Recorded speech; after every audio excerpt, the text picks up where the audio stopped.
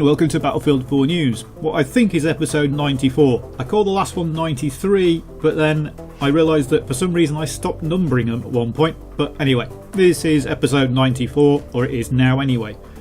I'm going to go through the patch notes from the recent fall update, just so we're caught up on all the patch notes. Then Battlefield 4 News can roll on and it'll all be up to date. I'm only going to go through the general changes and the important changes. I'm not going to go through everything because there's an awful lot of changes. So if there is a specific area you want to look at, a link to the full patch notes will be in the video description, or maybe on screen now if I'm organised enough to do it. Before we get into the patch notes, I want to show you this, which is probably the coolest Battlefield 4 picture there's ever been.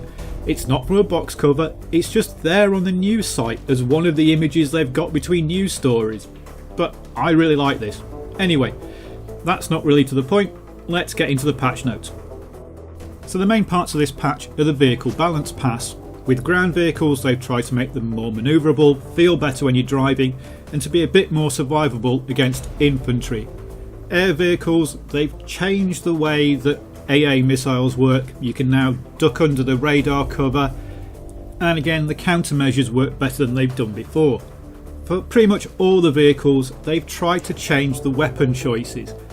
We've had the situation where one weapon on a vehicle is far better than all the others because the guns just really don't have individual roles. They've tried to fix that. Some ways they've been successful, some ways they haven't. And the mobile AA, they've reduced its range, means that it now has to move further forward up the battlefield to actually cover objectives rather than just covering half the map. If we take a look at the AA missiles, we can see what they've tried to do to differentiate them. The active radar missile now isn't very good at locking onto targets at low and medium ranges. It's a long range missile, but it doesn't do a lot of damage. The passive missile is what you use if you want to take your enemy by surprise, because it's got a very high top speed, and because you can choose when you lock on, it's a much more effective surprise weapon. But all that time you're locking on, you can't use your main cannon. That's the advantage of the heat seeker missile. But this now doesn't do an awful lot of damage. It's kind of the middle of the road option for those of us that aren't very good pilots. And it's a similar story for the countermeasures. The IR flares now pop quicker, last slightly longer and have less of a reload time.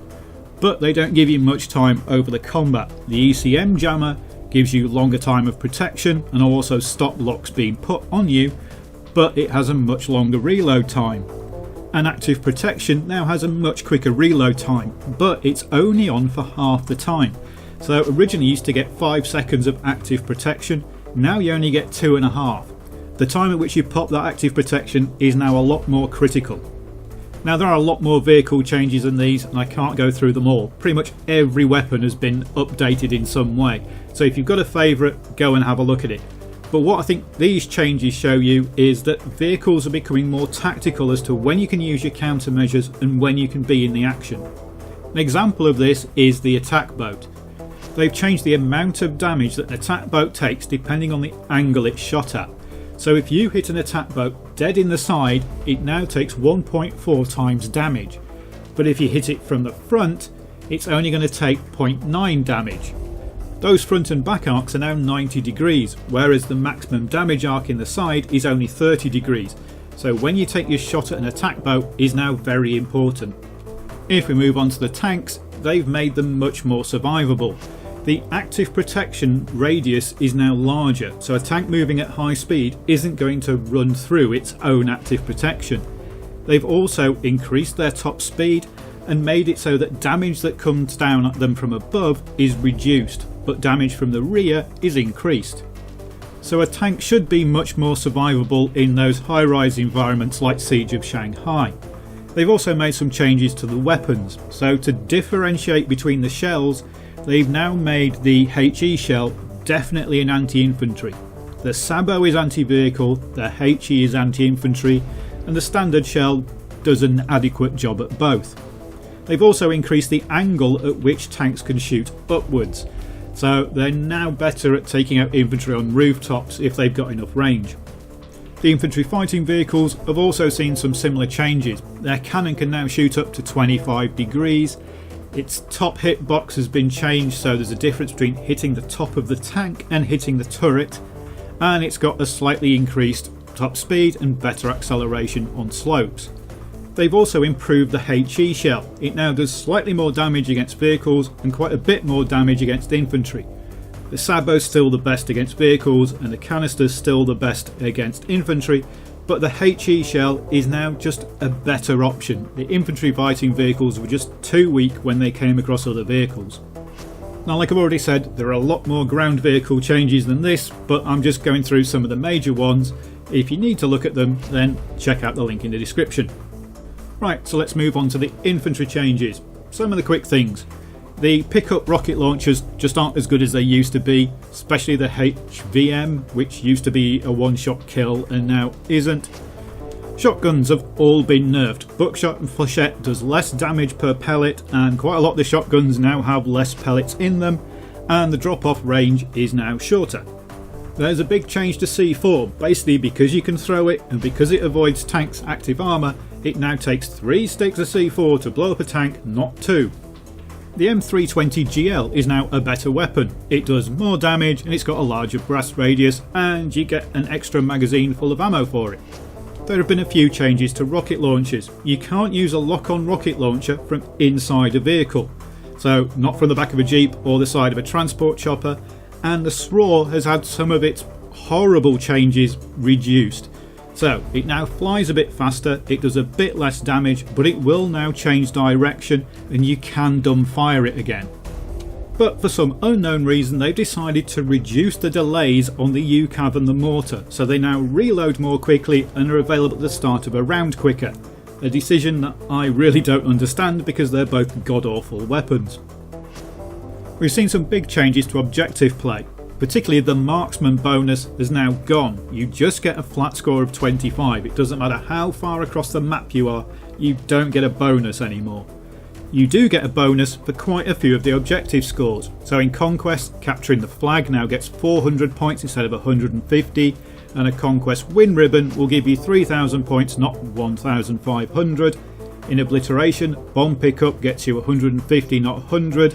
And bomb possession gets you 25 per tick, not 10 per tick, and a win ribbon gets you 2,000 points, not 1,500. In Rush, an MCOM disarm gets 500, not 400, an MCOM destroy gets you 500, not 400, and the Rush win ribbon gets 3,000, not 1,500. So objective play is being rewarded more, and it's about time. So the snipers who sit miles away and do nothing are now getting penalised, but the people doing objectives are getting rewarded.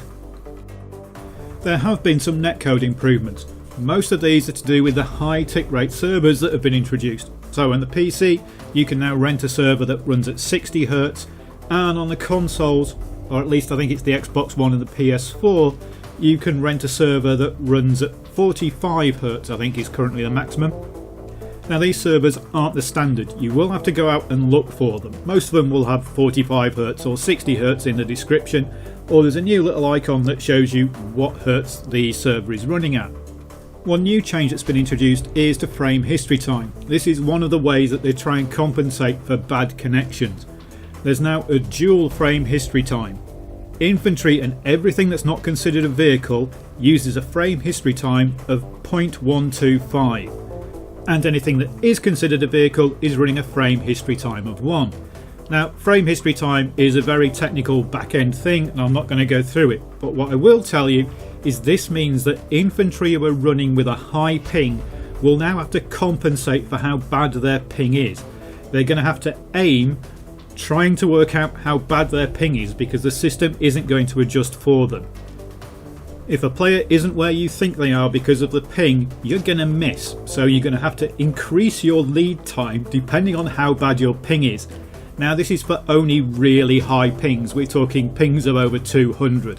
So for most of the time you're not going to notice this, but if you've got a player on your server with a terrible ping, they're not going to shoot you as often.